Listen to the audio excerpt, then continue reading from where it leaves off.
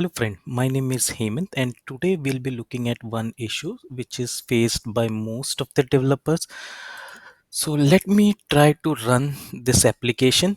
Before running, let me explain the package.json. I have a script called dev which runs the Vite. Okay, what this Vite would do is it would run my application, and to run this I need to do npm run dev.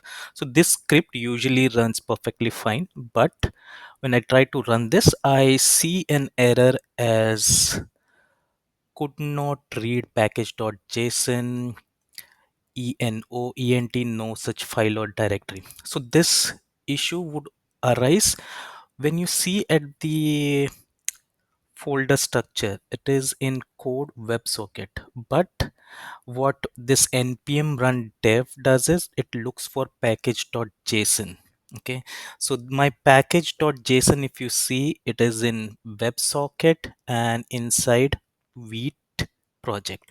So if I do ls on my bash terminal, I see that it's Vite dash project folder and my package.json is not inside this. So what I can do is I can go into this folder, and if I run now ls, I see that my package.json file is inside this folder. Now if I try to run npm run dev,